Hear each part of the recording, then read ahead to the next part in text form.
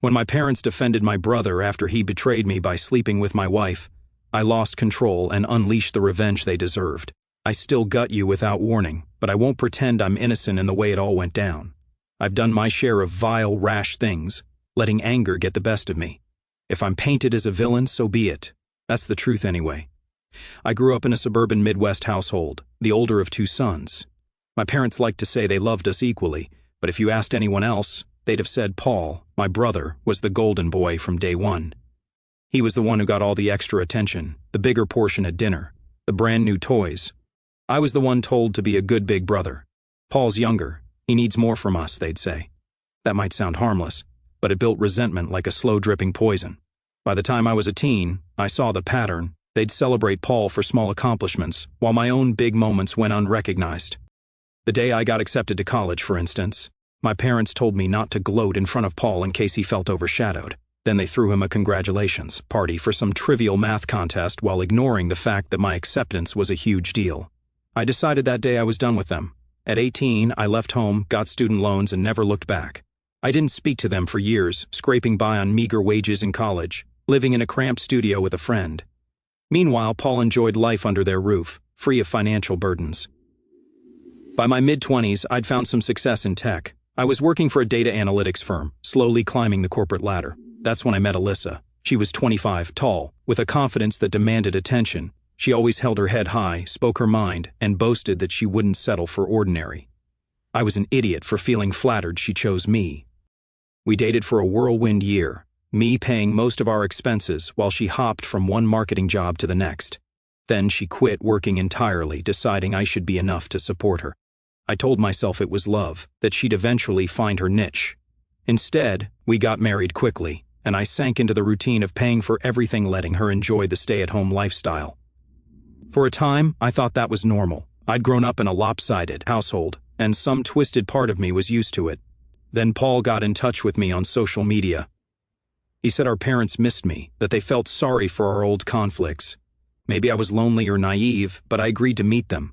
I figured people change, right? Maybe this could be a new start. Our first few interactions were civil, if awkward. I introduced Alyssa to them, and to my surprise, they all seemed to get along well. Dad told me, "See, we can be a family again." Mom complimented Alyssa on her style. Paul started dropping by to watch sports with me sometimes. I tried to loosen up around him, ignoring the leftover bitterness from childhood. Eventually, Paul came over more often than I thought normal. He'd linger in the kitchen while Alyssa cooked or show up in the afternoon when I was at work. I felt a vague unease but couldn't put my finger on it. Then Alyssa told me she was pregnant. I can't lie, I was thrilled. I'd never imagined myself a father, but hearing the news, my heart soared. For the first few weeks, I was over the moon, but something was off. Paul started acting bizarre, placing his hand on Alyssa's stomach, making jokes like, "I'm going to be the best uncle in the world," then winking at her in ways that felt too intimate. I'd come home from work and see them whispering. If I asked what was going on, Alyssa rolled her eyes and snapped, "Relax, he's just excited." But the tension in the room stuck to my skin like static. I thought maybe I was paranoid, so I tried ignoring it. A piece of me desperately wanted it all to be in my head. Then one day, I found a pair of men's boxers under my bed that sure as hell weren't mine. They were some flashy designer brand. I stared at them for a full minute, my mind racing. Alyssa never wore men's underwear. There was no reason for these to be anywhere near our bed unless another man had taken them off in there. I felt my blood pressure spike. My ears rang. Yet I couldn't bring myself to confront her immediately. I needed more certainty. That's how I operate, gather evidence before I strike. I started checking her phone in secret. I'm not proud of that, but suspicion can turn a person desperate. I waited until she fell asleep and tiptoed to the nightstand, flicking through her messages. I found flirty texts with my brother Paul, dating back for months, including lewd pictures and references to hooking up in my own bedroom. They joked about me never catching on. They even plotted how they'd eventually come clean after the baby was born, with me on the hook for child support if they could spin the story right. My hand trembled so violently I almost dropped her phone. I confronted her in the morning. There was no gentle approach. I yelled, "You've been screwing Paul behind my back in my own bed." She tried the classic denial, but it collapsed quickly under the weight of those messages. Then she pivoted to blame. "You work all the time. I was lonely. Paul was there for me. I needed attention." When I pointed out the underwear, she sneered, "You're so dramatic. You never gave me what I needed anyway. A wave of white-hot rage shot through me. All the images of them together, her moaning for him in my bedroom, filled my head. But I clamped my mouth shut, afraid I'd do something I'd regret. I filed for divorce immediately. The betrayal was so raw I couldn't function. My family? They sided with Paul. My parents said, "Come on, Tristan. She's pregnant and needs stability. You shouldn't just leave." I hissed that the baby wasn't mine, but they insisted that didn't matter. "Alyssa had been your wife. You have to step up," Mom lectured. "This is partly your fault for not satisfying her." I felt my stomach coil with hatred. It was classic family spin, blame me, coddle Paul. I told them all to go to hell. But it didn't end there. Alyssa's lawyer, with support from my parents and Paul, hammered me in court. They claimed I was controlling, forced Alyssa to quit her job, had a violent temper, and tried to sabotage her, all lies. My mother even testified, saying I'd had anger issues since childhood, that I was untrustworthy around women. I watched the judge's face morph from neutral to disapproving. I was too numb to fight properly. The result was a monstrous settlement. Alyssa walked off with a chunk of my savings. In the divorce, I got to keep the house, but I resented it now. It felt tainted. For months, I was stuck in a fog of fury and humiliation. I drank myself to sleep, turned up at work exhausted, and lashed out at coworkers if they asked me personal questions. Still, I channeled some of that bitterness into work, refusing to let them see me crumble. Eventually, my efforts caught the attention of upper management, who promoted me, better salary, better position, a company vehicle. It was the first good news in a year. Feeling triumphant, I posted a casual update about my new job online. Big mistake. Within days, my phone lit up with messages from my mother, who demanded I come visit. I tried ignoring it. She escalated, cornering me at my office building, ranting at the receptionist, refusing to leave. Finally, I caved and promised I'd stop by their new home. They'd used part of the divorce settlement to buy a bigger house, presumably so Paul, Alyssa, and the baby would all have space. Yes, she'd given birth about 3 weeks earlier to a little girl. The day I arrived, Paul wasn't home, and Alyssa was napping in a back room. Mom and Dad ushered me into the living room. I braced myself, expecting them to demand something. Sure enough, Dad cleared his throat and said, "Your brother lost his job, and we're having a tough time paying for everything. It's not just the mortgage, there's also the baby's medical bills." That last phrase gave me pause. "Medical bills?" I echoed. Mom explained that the baby had been diagnosed with a serious condition that required expensive treatment. She started crying about how the child was innocent, as though I was personally letting her suffer. I felt a surge of conflicting emotions. On one hand, that baby was innocent. On the other, she wasn't my child. She was a product of my brother and my cheating wife. And yet, my parents hammered me with guilt. Dad said, "Don't you have any decency at all? This kid's in trouble. You're the one with a good job. You owe it to us." When I growled that it wasn't my responsibility, Mom hissed, "She was your wife, Tristan. You failed to keep her in line. Now the baby's paying the price. You can't just walk away." I was stunned. "Keep her in line?"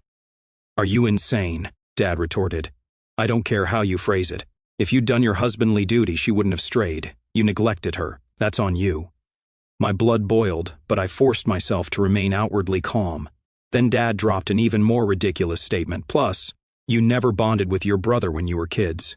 You stayed aloof, always running off with your own problems, never teaching Paul the right path. Maybe if you'd been a real older brother, none of this would have happened." I felt something snap inside me. I stared at them, trembling with rage. "So now you're blaming me for Paul's entire destiny?" They actually nodded. I realized I couldn't handle another minute in their presence. I stormed out without answering. As I opened the door, there was Paul stepping onto the porch. The second he saw my face, he tried to speak, but I shoved past him. He grabbed my arm and said, "Hey man, can we talk?" The tone was fake friendly. My father rushed over, telling me to hear him out.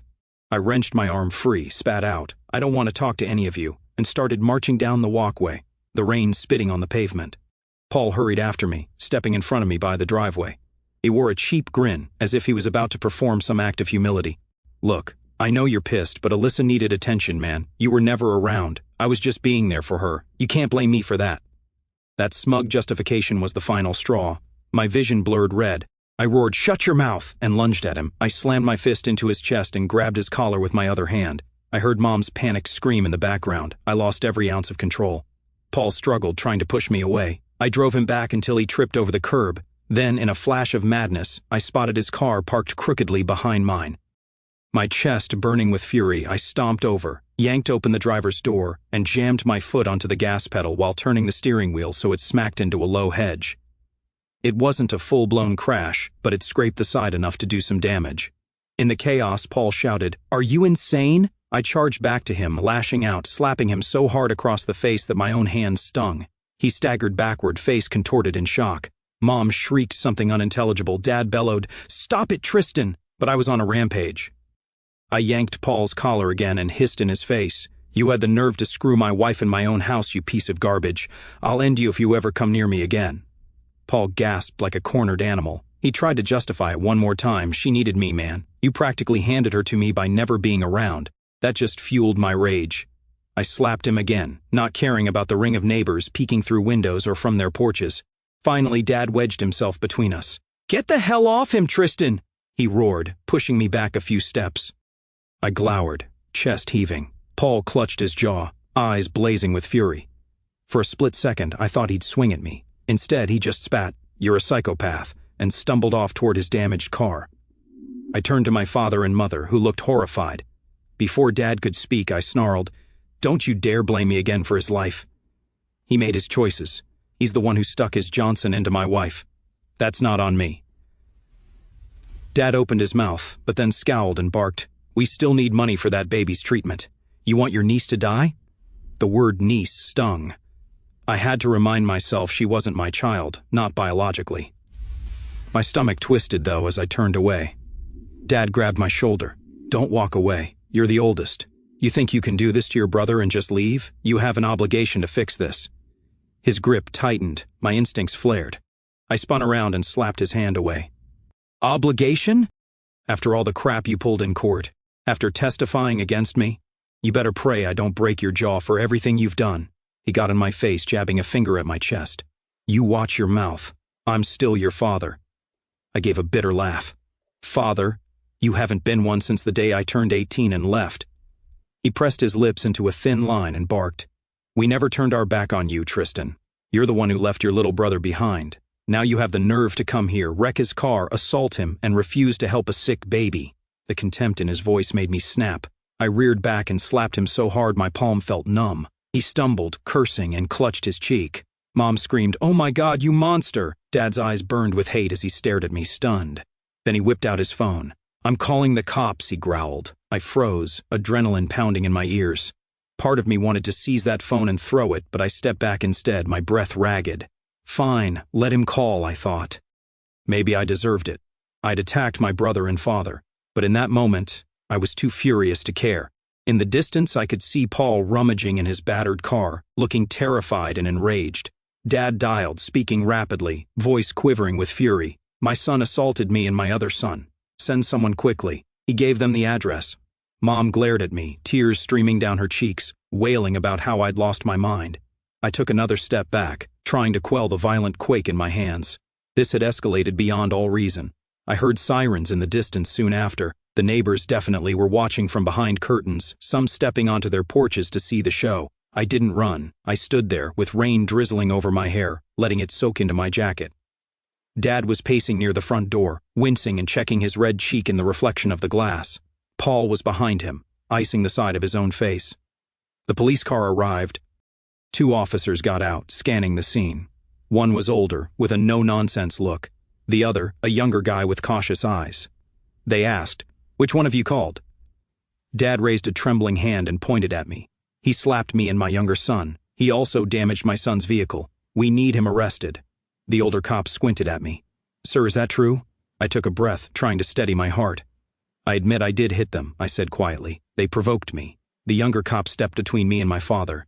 "Let's calm down. Anyone need medical attention?" Paul, nursing his jaw, said, "I don't think so." Dad was still panting angrily but shook his head. "I'm fine." Mom screamed, "No, I want him punished. Look at Paul's car, look at their faces. He's a menace." The older cop frowned. "Ma'am, if you'd like to press charges, we can file an assault claim and property damage. Are you sure that's what you want?" Dad nodded, though he looked uneasy. Paul, with unmasked hatred, blurted, "Absolutely, lock him up." I stood there, accepting it. Part of me thought, maybe this is for the best. Let me pay for what I did. But something inside twisted with bitterness. The younger cop turned to me. "Sir, do you have any statement?" I must have hesitated a bit too long because my father piped in, "He's got no excuse for violence." I cleared my throat. "This man, my father, has been harassing me. So is my brother. They demanded money for my ex-wife's baby." I snapped. "I won't deny it, I attacked them. They lied about me in court, and I lost a lot of money in a divorce because of their false testimony. Today they tried to blame me for everything, even my brother's job loss, and claimed I had to pay for the baby's treatment. I lost it." The cops exchanged a glance. The older one said, "We can either mediate this or take statements for an official arrest. Which route do you folks want?" Dad's face was red, and Paul's expression seethed, but I noticed a flicker of doubt there. Maybe neither wanted the hassle of a messy legal fight. Mom, though, looked vindictive. "He's dangerous. Arrest him," she said. The older cop nodded slowly. "All right, we'll do it by the book." I found myself being cuffed, the cold metal biting my wrists. I glared at Paul and Dad. "I hope you're happy," I muttered. Paul averted his eyes, but Dad said nothing. Mom stood there, lips pressed tight, tears still on her cheeks. The cops led me to the squad car. My mind reeled. I felt no regret at that moment, just a savage sense of emptiness. They'd broken me, and I'd responded with violence. This was the final collapse of whatever flimsy bridge existed between us. I spent a few hours in a holding cell, booked for misdemeanor assault and property damage. My lawyer, the same woman who'd helped me rectify part of the divorce fiasco, posted bail, and I was released pending a hearing. She told me I could face fines, maybe probation, but probably not jail time if it was a first offense and no one was seriously injured. However, she warned me that my father's or brother's statements could complicate things. Sure enough, Dad's written statement painted me as a ticking time bomb with a history of violent behavior since childhood. Paul provided photos of his damaged car and the bruises on his jaw. My mother offered tearful testimony about how she was terrified for her life. Meanwhile, I tried to show the judge that these people had conspired to cheat me out of money in my divorce, but I couldn't deny I'd attacked them. Ultimately, the judge gave me a stern lecture and recommended anger management. I got off with probation and a hefty fine to pay for Paul's car repairs and some of his medical bills. He claimed whiplash and a sprained wrist. My father and Paul didn't bother to hide their smirks in court. It was humiliating, but I swallowed the punishment. Once I was back home, the rage that had sustained me shifted into a dark emptiness. I'd lost my temper and proven them right about me. I was a violent monster in their narrative. That didn't mean they'd leave me alone, though. In fact, a mere week after that hearing, Mom called from a blocked number. I answered out of habit. She started sobbing about how the baby's condition had worsened, that they needed a specialized treatment center, and if I had any moral decency, I'd help foot the bill. My impulse was to hang up, but a shred of guilt made me hesitate. I asked, "Why isn't Paul paying? He's the father." She wailed, "He lost his job, you know that. We don't have the money, and the baby's got appointments, medication, possibly surgery." She caught her breath. "Listen, Tristan, she's innocent in all this. It was you who introduced your brother to your wife. If you had kept them apart, none of this would have happened.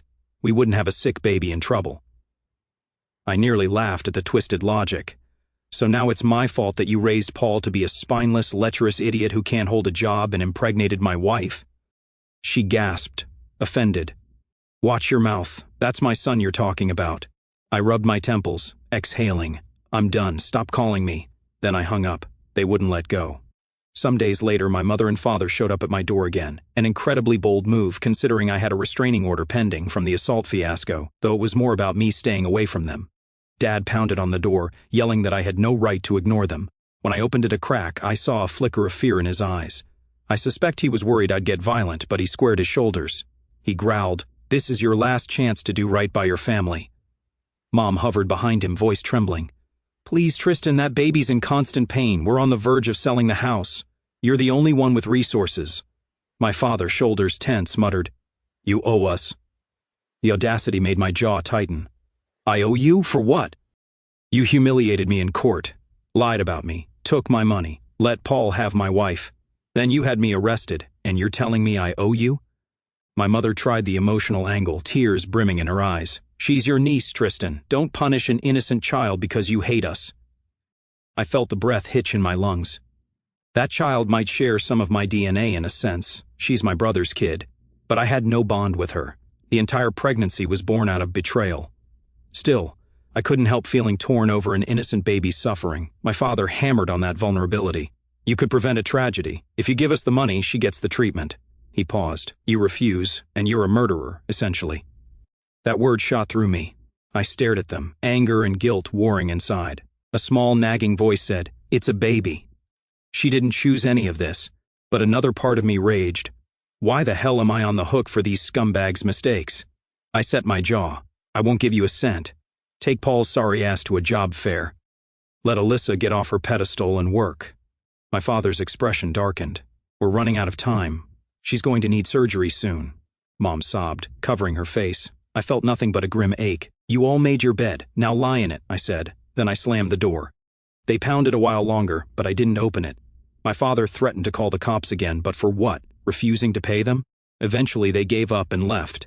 I half expected Alyssa to come screaming at me or try to refile for more spousal support. She did contact me through my lawyer. She wanted me to meet her at a diner and discuss a private arrangement. My lawyer advised me to ignore it, but curiosity got the better of me. At the diner, Alyssa arrived looking exhausted and furious. As soon as she sat down, she leaned forward and hissed, "You think you're untouchable? I'll find a judge who'll raise your alimony. Don't forget, I can claim mental anguish, your assault charges, whatever it takes." I forced myself not to snap. "We're divorced. I paid the settlement. I'm done." She gave me a dark smile. "You always forget how easily the courts believed me last time. You assaulted your own brother, your father. You have a documented anger problem now. I can spin that. Don't test me." I stared at her, the bitterness inside me climbing up my throat like bile. "So that's the plan? Blackmail me into bankrolling your child's medical expenses?" She shrugged, eyes cold. "The kid's got a condition. We need expensive treatment. Paul can't do it alone. Our parents can't manage. You have the money. So yes, that's exactly what I want. Either you do it willingly, or I'll drag you back in front of a judge." A savage desire to lash out flared in me, but I contained it. "Paul's the father. You two figure it out."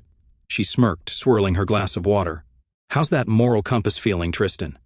Letting an infant suffer because you're too petty to help?" Then, dropping her voice, she added, "If the baby dies, that's on you." I clenched my fists under the table. I was certain if I didn't stand up right then, I'd do something I'd regret. Without another word, I pushed back my chair and left. She shouted after me, "Don't walk away. You'll regret this." The entire diner paused to stare. I walked faster, ignoring them. Over the next few weeks, I kept my phone on silent and refused to see or speak to any of them. They tried all angles, threats, pleas, guilt trips, even having random relatives call to beg me. But I was done. Yes, I felt pangs of guilt when I thought about the baby, but I reminded myself, it isn't my child. It isn't my fault. This entire tragedy was set in motion by Paul and Alyssa's betrayal. If they wanted to be a family, they could face the responsibilities themselves. Paul must have seethed with rage at being so helpless. He tried to apply for some jobs, apparently, but nothing stuck. My mother eventually told me through an email I foolishly opened that they'd sold off some valuables, borrowed from distant relatives, and scheduled the baby's surgery. "If anything goes wrong, it's on your conscience," she wrote. I hovered over that line for a while, letting it twist the knife in my gut. Some nights, I couldn't sleep. I'd stand in the shower, trembling with unresolved anger. Scenes replayed in my head, me slapping Paul in the street, Dad's furious glare, Mom's anguished sobs. I was no saint. Maybe I was indeed a monster for the way I lashed out. But I also couldn't let them keep using me. I wrestled with that moral conflict until I was numb. A month later, there was a knock at my door. Checking through the peephole, I saw no one. Then I realized there was a basket on the doorstep. Heart pounding, I opened the door. Inside the basket were medical bills, a typed note listing expenses, and a photograph of the baby in a hospital bed with tubes attached. On the note, in big red letters, someone had scrawled, "Are you proud of yourself? She might not make it." I shut my eyes, guilt coiling tight in my chest. They were giving me one last push. I carried the basket inside, rummaged through the bills. The amounts were staggering. After a few agonizing minutes, I dialed my lawyer. I asked hypothetically if there was any legal obligation for me to pay. She said no. "The child isn't biologically yours. You're not on the birth certificate, and you owe them nothing." She reminded me that even if they tried to spin a story, it'd be a stretch to get a court-ordered payment from me again. I sat down, my phone staring at the baby's photo. She looked so small, eyes shut, tubes in her arms, an innocent victim of all this madness. I caught myself trembling. Then, with a resolved exhale, I stuffed the bills and the photo into the trash. I wouldn't let them manipulate me again. If that made me evil in their eyes, so be it. I wish I could say the story ended neatly, but real life doesn't do neat. I stayed in town, still working my job. My father threatened to call the police anytime I showed up near them, so I made sure never to go near their neighborhood. My mother tried once more to contact me, but I blocked all her numbers. Paul and Alyssa probably curse my name every day. Whether the baby pulled through or not, I don't know. I heard from a distant cousin that the child underwent surgery and survived, but I didn't verify it. Part of me hopes she's okay, that her life won't be tainted by her messed up parents. As for me, I moved forward on probation with a fine that stung but didn't bankrupt me, plus the knowledge that I'd broken every bridge with my family. I still see a therapist weekly, forced by the court after my assault conviction. A year passed, my probation ended, I paid off the fines. My father left me a single voicemail the day my probation ended. "You can't run from what you did to your family. This isn't over." I listened, then deleted it. So far, they haven't contacted me again. I suspect they might if they ever need more money, but at least now I'm better at shutting them out. I still have the house, though I renovated parts of it to remove any trace of Alyssa. I replaced the bed, painted the walls, tossed out every item that reminded me of her or my brother.